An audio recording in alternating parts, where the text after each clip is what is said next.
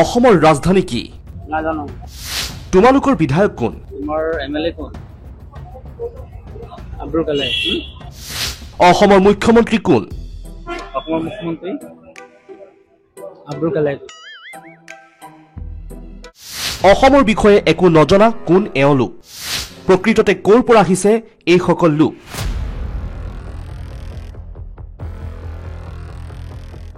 এই লোকসকলে এতিয়া বিপদ মাতিছে অসমৰ বাবে।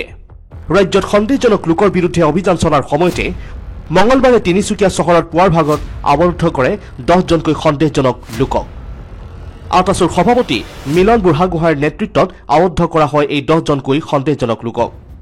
কাম কৰাৰ উদ্দেশ্যেৰে মানকাছাৰৰ পৰা তিনিচুকীয়াৰ মাজেৰে অৰুণাচললৈ গৈছিল সন্দেহজনক এই লোককেইজন।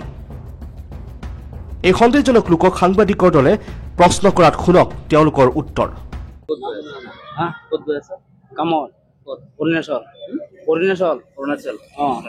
আচ্ছা, অসমৰ ৰাজধানী কোনটো? নাজানো। অসমৰ ৰাজধানী কোন? নাজানো।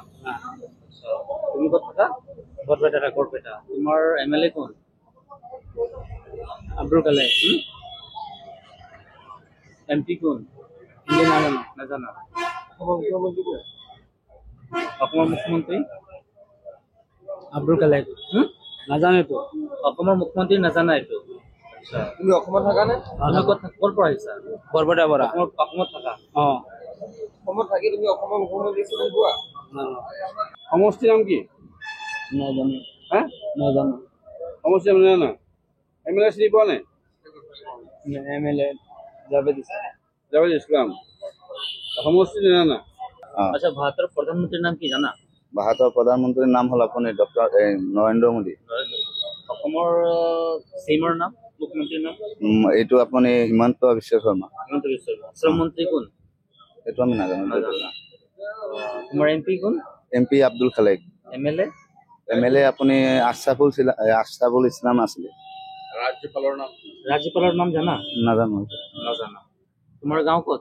মোৰ গাঁৱটো হ'ল আপুনি কাদং বুলি কয়। অসমৰ ৰাজধানী হ'ল আপুনি গুৱাহাটী বুলি কয়। গুৱাহাটী হয়।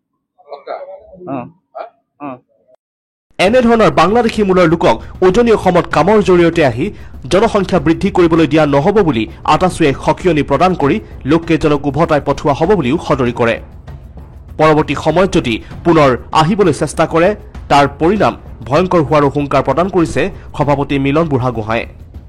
অসমৰ ভৌগোলিক জ্ঞান নথকা, যিটো ঠাইত তেখেতসকলে বসবাস কৰে সেই ঠাইৰ বিষয়ে ভৌগোলিক জ্ঞান নথকা, বিধায়কৰ নাম নাজানে, গাঁও প্ৰধানৰ নাম নাজানে, যিখন বিদ্যালয়ত পঢ়িছে বুলি কৈছে সেই বিদ্যালয়খনৰ নাম নাজানে, গাঁও প্ৰধানক চিনি নাপায়, তেনেকুৱা ধৰণৰ ব্যক্তিয়ে যদি নিজকে কয় যে ভাৰতৰ ব্যক্তি বুলি যদি কয়, অসমৰ ব্যক্তি বুলি যদি কয়, তাক আচলতে টাইম জাতন আমি কেতিয়াও মানি নলওঁ। তেনেকুৱা ধৰণৰ ব্যক্তি আচলতে আজি আমি তিনিচুকীয়া দেখিবলৈ পাইছোঁ 15-20জনকৈ ব্যক্তি, কোনোবা এজন ব্যক্তিৰ ছত্ৰছায়াত অৰুণাচলত কাম কৰিবলৈ আহিছোঁ বুলি কৈ তেখেতসকলে অহা আমি ইয়াত পৰিলক্ষিত হৈছে আৰু লগ পাইছোঁ। আমি সেইসকলক প্ৰশ্ন কৰোঁতে বিশেষ একো তেখেতসকলৰ জ্ঞান নাই। আৰু আমি কৈছোঁ যে যিজন ব্যক্তিৰ লগত আহিছে সেই ব্যক্তিজনক প্ৰশ্ন কৰিছোঁ আপুনি ক'লৈ লৈ যাব? তেখেতে কৈছে যে আমি অৰুণাচলত কাম কৰিবৰ কাৰণে আনিছোঁ। কিন্তু আমি কৈছোঁ যে অৰুণাচলৰ য'ত কাম কৰিবলৈ আনিছে সেই ঠাই যিজন কণ্ট্ৰেক্টৰ কাৰণে কাম কৰিবলৈ আহিছে কণ্ট্ৰেক্টৰজনৰ লগত কথা পতাওক বুলি কোৱাৰ পাছত আমি যেতিয়া কথা পাতিছোঁ তেখেতসকলে কৈছে আমি একো নাজানো। কণ্ট্ৰেক্টৰজনে স্পষ্টকৈ কৈছে যে আমি কেৱল লেবাৰ আনিবলৈ দিছোঁ আৰু তেখেতসকলে পাৰ্মিট সহকাৰে আচলতে বনাই মেলি যদি আনে, ইনাৰলাইন পাৰ্মিটৰ সহকাৰে যদি বনাই আনি কাম কৰিবলৈ আমি ৰাখিম, অন্যথা আমি ৰাখিব নোৱাৰোঁ বুলি স্পষ্টকৈ কৈছে।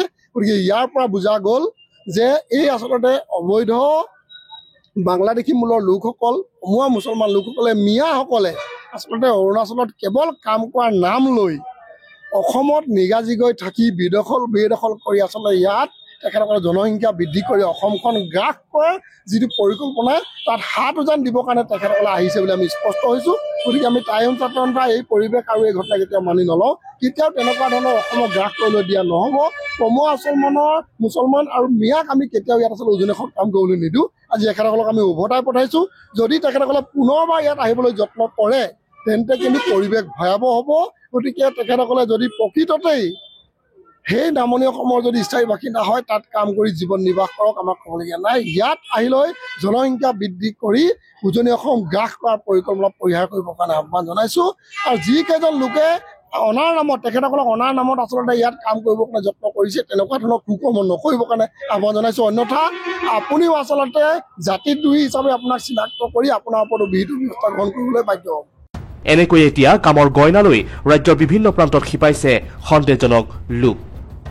তিনিচুকীয়াৰ পৰা প্ৰাঞ্জল প্ৰতিম ভূঞাৰ report, India today, north east Assam.